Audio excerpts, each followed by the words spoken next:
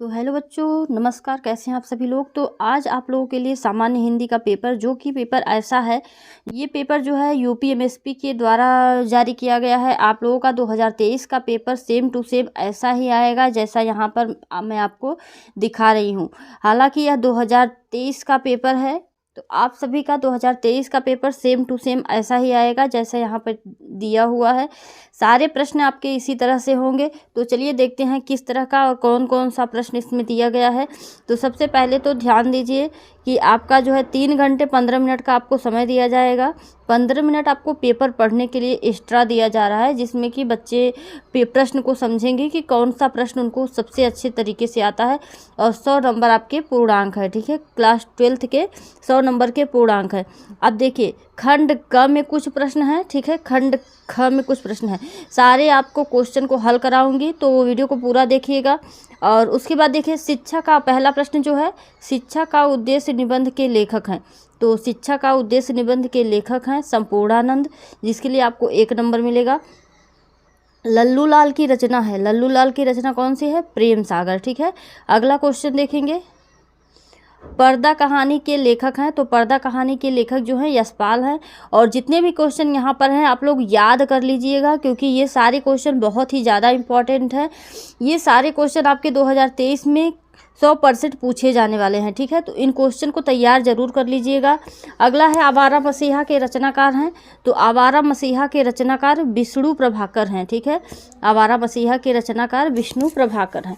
और उसके बाद देखिए क्या है, बाण भट्ट की आत्मकथा के लेखक हैं। तो बाण भट्ट की आत्मकथा के लेखक जो हैं हजारी प्रसाद द्विवेदी हैं। कामायनी किस युग की रचना है? तो कामायनी जो है छायावादी युग की रचना है, ठीक है। निम्नलिखित कवियों में से कौन प्रगतिवादी युग का कवि है? तो रामधारी सिंह दिनकर जो है वह प्रगतिवादी युग के कवि हैं। अगला क्वेश्चन देखेंगे, तार सप्तक का प्रकाशन किस वर्ष हुआ? तो तार सप्तक का प्रकाशन जो है 1943, ठीक है। इसके 3 जो है प्रकाशन वर्ष हैं, यानी कि तार सप्तक का प्रथम जो है, द्वितीय, तृतीय, ठीक है। तो सारे आपको तैयार करने हैं। द्विवेदी युग की रचना नहीं है। कौन सी द्विवेदी युग की रचना यहाँ पर नहीं में जो है सभी द्विवेदी युग की हैं। सिर्फ कामायनी आपकी जो है वह छायावादी युग की है, यह छायावादी युग की है। तो यह सही ऑप्शन होगा, कामायनी, ठीक है। अगला क्वेश्चन देखेंगे, निम्नलिखित में से कौन सी कृत महाकाव्य नहीं है? तो इसमें जो है, जो मामा है यह महाकाव्य नहीं है, ठीक है। महादेवी वर्मा के द्वारा लिखी गई है, महाकाव्य नहीं है। अगला क्वेश्चन देखेंगे, तीसरा। और जैसे यहाँ पर आपने देखा कि 10 नंबर के आपके ऑप्शनली क्वेश्चन हैं, और उसके बाद फिर आपका गद्यांश, पद्यांश और अन्य क्वेश्चन आ गए हैं। सेम टू सेम 2023 का पेपर आपका ऐसा ही होगा। ऐसे ही आपको 10 क्वेश्चन मिलेंगे 10 नंबर के, जिनके आपको आंसर देने होंगे ऑप्शनली में, और उसके बाद यहाँ पर आपका गद्यांश, पद्यांश चालू हो जाएगा, ठीक है। तो गद्यांश आप देखेंगे, दिए गए गद्यांश आधारित निम्नलिखित प्रश्नों का उत्तर दीजिए। तो यहाँ पर आप इस गद्यांश को यहाँ से यहाँ तक पढ़ेंगे। उसके बाद नीचे में 5 क्वेश्चन दिए गए हैं, जिनके आपको आंसर देने हैं, और 5 क्वेश्चन के 2-2 नंबर मिलेंगे। जितने क्वेश्चन करोगे उतने नंबर आपको मिलेंगे, ठीक है।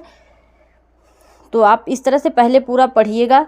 धरती माता की कोख में जो अमूल्य निधियाँ भरी हैं, जिनके कारण वह वसुंधरा कहलाती हैं, उससे कौन परिचित न होना चाहेगा? लाखों करोड़ों वर्षों से अनेक प्रकार की धातुओं को पृथ्वी को पीस कर अगणित प्रकार की मिट्टियों से पृथ्वी की देह को सजाया है। हमारे भावी आर्थिक अभ्युदय के लिए इन सब की जांच पड़ताल आवश्यक है, ठीक है। तो यहाँ पर आप देखोगे कि 5 क्वेश्चन दिए गए हैं।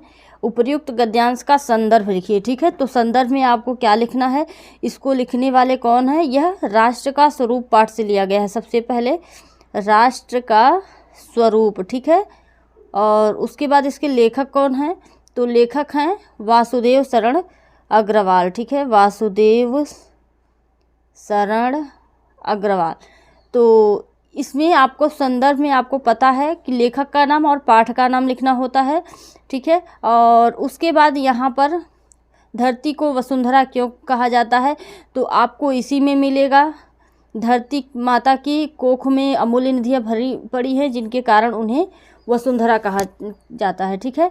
उसके बाद देखिए, रेखांकित अंश की व्याख्या कीजिए। तो रेखांकित अंश की व्याख्या यानी कि आपको यहाँ से यहाँ तक की व्याख्या करना, यानी कि आप अपने शब्दों में बता सकते हैं कि धरती की माता के कोख में अमूल्य निधियाँ, यानी कि जितने भी सारे, जैसे माता अमूल्य निधियाँ यानी बच्चों को लेकर अपने कोख में रखती हैं, वैसे ही धरती माता के कोख में अमूल्य निधियाँ, यानी कि जो भी खाने पीने की वस्तुएं हैं सारी चीज़ें धरती पर ही हैं।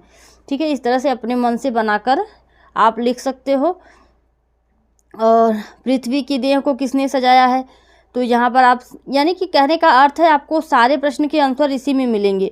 ठीक है, और पृथ्वी की देह को किसने सजाया है, तो जो है पृथ्वी को पीस कर अगणित प्रकार की मिट्टियों से पृथ्वी की देह को सजाया गया है। ठीक है, अगला क्वेश्चन जो है हमारे भावी आर्थिक, यहाँ से आप उसका लिख सकते हो। ठीक है, तो 5 क्वेश्चन करने के बाद आपको यहाँ पर 10 नंबर मिल गए। ठीक है, 10 नंबर अगर आप 5 क्वेश्चन करते हो।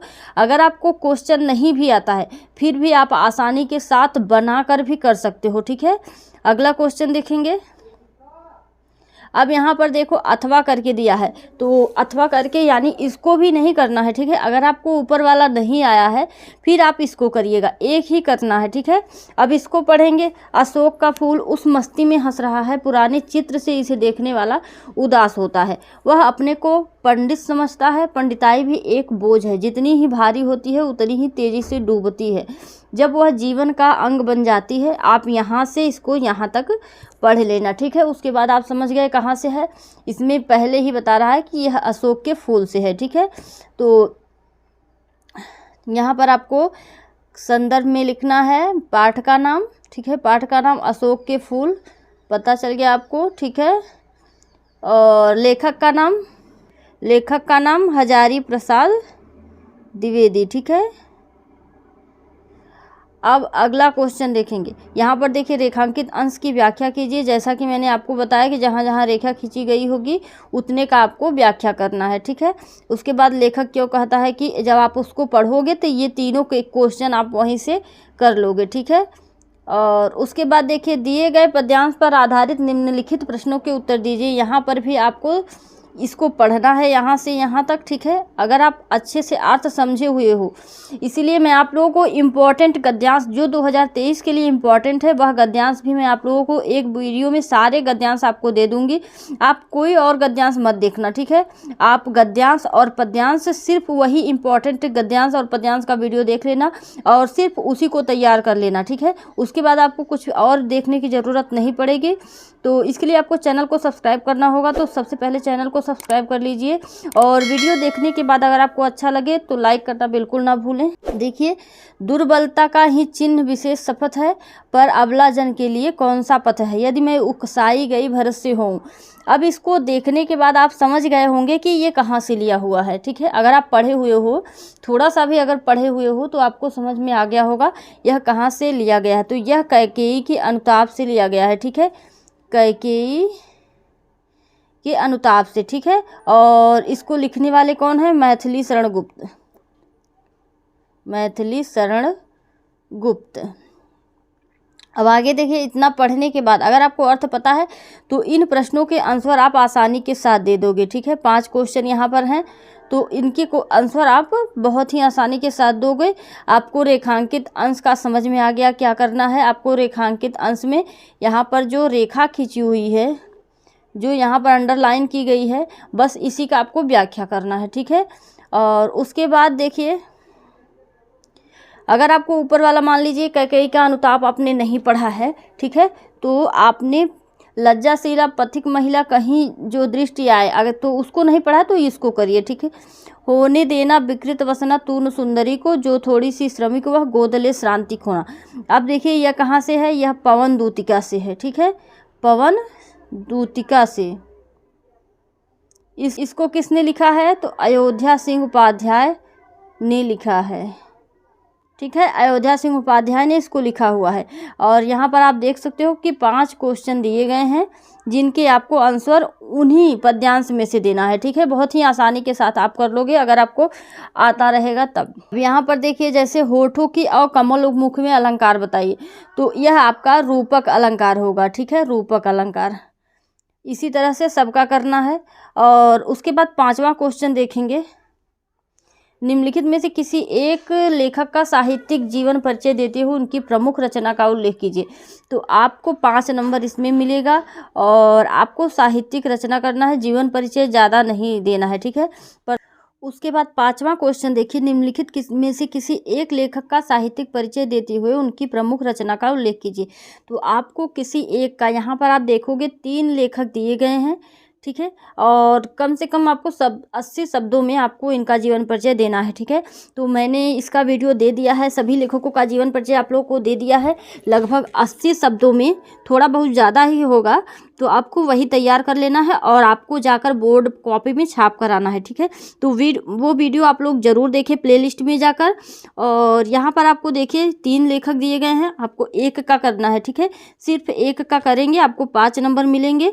और आपको साहित्यिक परिचय सबसे पहले लिखना है, उसके बाद उनकी प्रमुख रचना, जो उनकी फेमस रचनाएं होती हैं, उनको लिखना होता है, ठीक है। अगला जो है, निम्नलिखित में से किसी एक कवि का साहित्यिक परिचय देते हुए, वही चीज़ यहाँ पर भी है, साहित्यिक परिचय आपको लिखना है और उसके बाद जो है उनकी प्रमुख रचना लिखना है।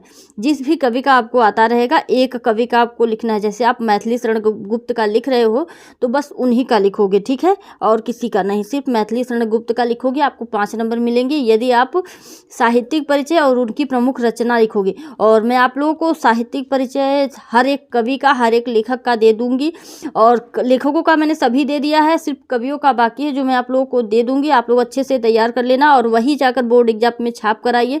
आपके एक भी नंबर नहीं कटेंगे, पूरे के पूरे नंबर मिलेंगे। और उसके बाद आती है छठा प्रश्न। छठा प्रश्न में आपको कहानी लिखना है। कहानी में आपका उद्देश्य, सारांश और कथानक, यही 3 चीज़ें पूछी जाती हैं। अगर आपको उद्देश्य पूछे जाएंगे तो आपको उद्देश्य लिखना है, और सारांश पूछा जाएगा तो सारांश लिखना है, ठीक है। और उसके बाद 7वां प्रश्न जो है वह खंड काव्य के आधार पर किसी एक खंड के प्रश्न का उत्तर दीजिए, ठीक है। तो आपको यहाँ पर खंड काव्य पूछा जाएगा, जिसमें कि आप यहाँ जैसे मान लो श्रवण कुमार खंड काव्य है, यहाँ पर आपको 2 क्वेश्चन दिए गए हैं, ठीक है, लेकिन आपको करना क्या है, एक क्वेश्चन, ठीक है। सिर्फ ये अगर आप कर रहे हो तो ये दोनों नहीं करना है, ठीक है, इतना ध्यान रखिएगा। उसके बाद देखिए, और खंड काव्य आपको जिला के अनुसार, अब आपके पास टाइम नहीं है, आप कॉलेज में जाकर ये पता कर लो कि खंड काव्य किस जिले में कौन सा चलता है, ताकि आप लोग वही खंड काव्य तैयार करो। नहीं तो अगर आप लोग दूसरा खंड काव्य का तैयार करते हो तो आप लोग को उसका नंबर नहीं मिलेगा, चाहे आप लोग जितना भी अच्छे से उसको लिख दोगे। तो इसलिए जो खंड काव्य आपके कॉलेज के ज़िले में चलता हो वो खंड काव्य पूछकर आप लोग तैयार करो।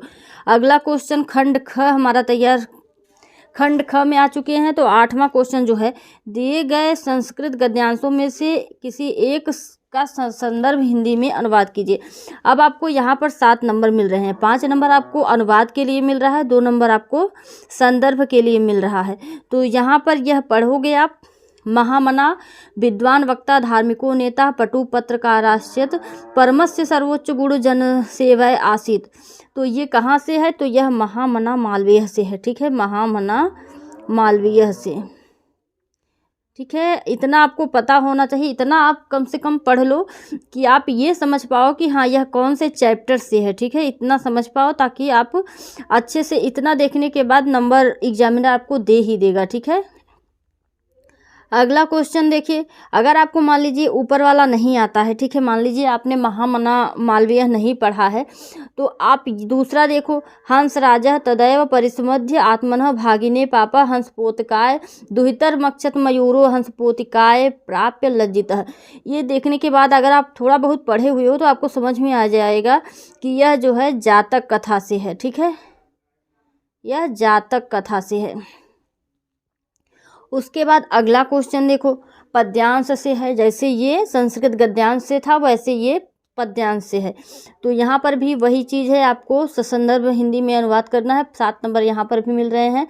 नमे रोचते भद्रम वह उलूकस्य विवेचनम अक्रुद्धस्य मुखम पश्य कथम क्रुद्धो भविष्यति। ये देखने के बाद आप समझ जाओ कि यह जातक कथा से है, ठीक है, और उलूक जातकम से, उलूक जातकम से, ठीक है। उसके बाद देखो, अगर आपको मान लीजिए आप उलूक जातकम नहीं पढ़े हुए हो किसी कारणवश, तो दूसरा वाला तैयार करो, परोक्षे कार्य हतारम प्रत्यक्षे प्रियवादिनीम वर्जयेत तादृशम मित्र विषकुंभम पयोमुजम। इसका आप लोग कमेंट करके बताइएगा कि कौन से चैप्टर से है। निम्नलिखित मुहावरों में से किसी एक का अर्थ लिखकर वाक्य में प्रयोग कीजिए। यहाँ पर 4 दिए गए हैं, आपको एक का अर्थ लिखकर वाक्य में प्रयोग करना है, जिसके लिए आपको 2 नंबर मिलेगा। ठीक, अगला क्वेश्चन देखो, निम्नलिखित शब्दों के संधि विच्छेद के सही विकल्प का चयन कीजिए। यहाँ पर संधि विच्छेद दिया गया है, आपको 4 ऑप्शन दिए गए हैं, आपको बताना है कि कौन सा सही ऑप्शन है। तथापि का तथा धन अप, यहाँ पर आपको दिखे आप टिक करो। ठीक है, आपका तथा धन अपि होगा। ठीक है, परमेश्वर का परम धन ईश्वर होगा, तो परम धन ईश्वर आपको मिल जाए उस पर टिक करो। ठीक है, इसका भी संधि विच्छेद मैं आप लोगों को समझा दूंगी कैसे आप लोगों को संधि विच्छेद समझना है। और तीसरा जो है गायकः का संधि विच्छेद, तो गायकः का संधि विच्छेद गय धन अकह होगा। ठीक है, अगला क्वेश्चन, दिए गए निम्नलिखित शब्दों की विभक्ति व वचन है, तो आपका 2 विभक्ति और वचन पूछा जाएगा, आत्मन और नामन। ठीक है, दोनों आपको तैयार कर लेना है ताकि आप आसानी के साथ बता सको कि आत्मन और नामन में कौन सा जो है विभक्ति है, कौन सा वचन है। ठीक है, अगला क्वेश्चन देखिए, निम्नलिखित शब्द युग्मों का सही अर्थ चयन करके लिखिए। तो यहाँ पर आपको सही अर्थ चयन करके लिखना है, यहाँ पर आपको सही अर्थ चयन करके लिखना है। जैसे यहाँ पर देखिए दिया हुआ है बसन व्यसन। ठीक है, तो बसन का अर्थ क्या होता है और व्यसन का अर्थ क्या होता है, तो इसके कुछ इम्पॉर्टेंट जो हैं वर्ड हैं जो मैं आप लोगों को दे दूंगी, जो बोर्ड परीक्षा में हर साल पूछे जाते हैं, उनको आपको तैयार कर लेना है। ठीक है, तो यहाँ पर देखिए बसन और व्यसन का वस्त्र और आदत होगा। ठीक है, अब उसके बाद देखिए दूसरा अम्बुज और अम्बुद। अम्बुज और अम्बुद, अम्बुज का अर्थ सभी को पता है कमल होता है, अम्बुद का बादल। ठीक है, तो कमल और बादल यह होगा। ठीक है, अगला क्वेश्चन, निम्नलिखित शब्दों में से किसी एक शब्द के 2 अर्थ लिखिए। तो यहाँ पर यह पर्यायवाची की तरह है, जैसे नभ आकाश लिख सकते हो। ठीक है, एक ही का करना है आपको। अगला, निम्नलिखित वाक्यांशों के एक शब्द का चयन करके लिखिए। तो यहाँ पर देखिए जो आंखों के सामने हो। ठीक है, जो आंखों के सामने हो उसे क्या कहते हैं, प्रत्यक्ष। ठीक है, प्रत्यक्ष कहते हैं। जानने की इच्छा रखने वाले को क्या कहते हैं एक शब्द में, जिज्ञासु। जिज्ञासु का अर्थ होता है जानने की इच्छा रखने वाला। ठीक है, अगला क्वेश्चन देखेंगे, निम्नलिखित में से किन्हीं 2 वाक्यों को शुद्ध करके लिखिए। यहाँ पर 4 दिए गए हैं, आपको 2 करना है। जैसे आपने ये किया, ये किया, तुम तो कुर्सी पर बैठे हैं, तो यहाँ पर तुम तो कुर्सी पर बैठे हो, ऐसे भी शुद्ध हो गया। इस सरोवर में अनेकों फूल खिले हैं, तो इस सरोवर में अनेक फूल खिले हुए हैं, ऐसे लिख दीजिए। ठीक है, अगला क्वेश्चन देखिए, अगला क्वेश्चन रस छंद अलंकार का है, और रस छंद अलंकार में आपको अस्थाई भाव याद रखना है, और परिभाषा और उदाहरण 3 चीज़ें हैं जो आपको तैयार करनी है, और मैं आप लोगों को बता दूंगी सारी चीज़ें। ठीक है, क्योंकि अब आपके पास टाइम नहीं है, अब सारी इंपॉर्टेंट चीज़ों को कवर करना है। ठीक है, क्या क्या इंपॉर्टेंट है जो बोर्ड परीक्षा 2023 में पूछा जाएगा, और वही चीज़ें पढ़ो जो आएगा। ठीक है, वही चीज़ें हमें पढ़नी है जो आएगा। उसके बाद बैंक में खाता खोलने के लिए पत्र, आपको मैं बता दूंगी कौन कौन से पत्र इंपॉर्टेंट होते हैं जो हर साल पूछे जाते हैं, उनको आपको तैयार कर लेना है, जिसके लिए आपको 6 नंबर मिलेंगे। उसके बाद निबंध है। ठीक है, निबंध में आपको भाषा शैली में, अपनी भाषा शैली में निबंध एक जो है, निबंध आपको दिया जाता है अपने विचार प्रकट करने के लिए, किसी दूसरे के विचार को प्रकट करने के लिए नहीं दिया जाता है। आपके विचार इसके बारे में क्या है यह बताना होता है। जैसे देश में बेरोजगारी की समस्या, तो इसके बारे में आपके विचार क्या हैं ये देखने के लिए निबंध दिया जाता है। ठीक है, तो आप सभी, यह भी इम्पॉर्टेंट है, यह भी इम्पॉर्टेंट है, यह भी इम्पॉर्टेंट है। ठीक है, ये तीनों इम्पॉर्टेंट है, तैयार कर लीजिए। और मैं आपको ऐसी ट्रिक बता दूंगी जिसको आप देख लेना और आप सारे के सारे निबंध कर पाओगे। ठीक है, क्योंकि आपको जो चीज़ें मैं बताऊंगी उसको आपको तैयार करना है ताकि आप सारे निबंध आसानी के साथ कर सको। तो आप लोगों को वीडियो अच्छा लगा हो लाइक ज़रूर कर दिया करें, क्योंकि लाइक करने से एक मोटिवेशन मिलता है, हमें भी ये होता है कि हाँ जो हम वीडियो बना रहे हैं बच्चों के काम में आ रही हैं, हम कुछ अच्छा काम कर रहे हैं, बच्चों के लिए कार्य कर रहे हैं, बच्चे इससे कुछ सीख पा रहे हैं। ठीक है, तो लाइक करना आप लोग बिल्कुल ना भूला करें। और अगर इस तरह के वीडियो आपको चाहिए, सारी हिंदी की संपूर्ण तैयारी आपको करनी है, तो और सभी सब्जेक्ट के इंपॉर्टेंट क्वेश्चन आपको चाहिए, तो चैनल को सब्सक्राइब कर लीजिए। चलिए मिलते हैं नेक्स्ट वीडियो में, धन्यवाद।